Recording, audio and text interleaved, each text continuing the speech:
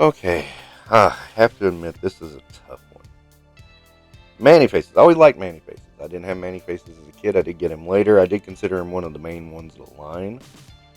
I did like him. I always liked the idea of his personality switching as he switched disguises.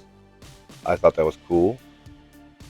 So I got this figure thinking, like most of the Manu Eternias, it is going to be a really good update to the figure. Now, at first, when you look at it, yeah, it is a good update. But then when you start getting down to the brass tacks of the figure, it's kind of like, ugh. So it has extra faces. Okay, that's cool. The thing is, and the majorly disappointing thing is, you can't turn the head without using the gun. It's almost impossible. And that's just a stupid design right there.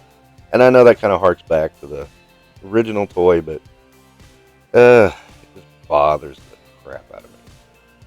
And to change the faces, you have to pull. And when you pull the helmet off, I swear it feels like it's going to break. And that bothers me. And I pulled it off once, and I'm not going to pull it off again. I don't even know how you get those heads off, those faces off. I imagine it's a similar process. It's a similar process in the case. It's not good. I think they could have solved that with some well-fitting pegs or something, a smarter design. This is destined to break. And that's disappointing because I really wanted to play around with this figure. And I just feel like if I mess around with it too much, it's going to break. And that's why this guy's kind of set on the back burner. It's like, I want to review this figure. But at the same time, it's like, he's so disappointing. So heavily disappointing. He's got the big old ray gun that the original came with. And that's alright. They did keep it to being like that old ray gun. But beyond that, yeah, he's really a disappointing figure. It's just, I would have liked it if you could have just turned his head normally with your bare hands. You can, but it really hurts your fingers. And I would have liked it a whole lot better if, some thought had gone into these designs to where it's like he's not obviously going to break tabs and stuff. It's just poor design. Very, very poor design. In addition to that, you went to the trouble of removing his helmet being removable, but you didn't make it to where his head can turn.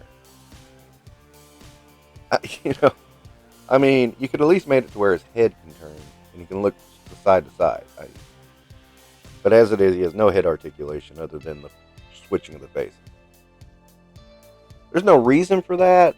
There's a billion designs you could have used. And this is the most disappointing Masterverse figure I've had yet. I have to admit that. It's just not great.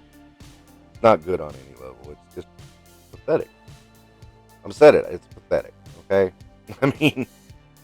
I hate to say that, but I can't really come up with any other thing to say about it.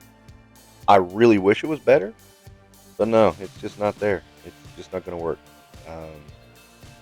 He probably will look alright just standing there in a display, but beyond that, yeah, I don't see much use for this figure. And probably somebody's sitting there thinking, well, that's all you're going to do with it anyway. No, that's not all I do with my action figures. Disappointing. I really would have liked really good Man-E-Faces, but I didn't get one. Oh well, that's life. Alright, that'll wrap up Infinite Realms for today. Very disappointed in this figure, but it is what it is. Alright, thank you for watching. You have a great day. Don't forget to like, subscribe, comment, all that algorithm.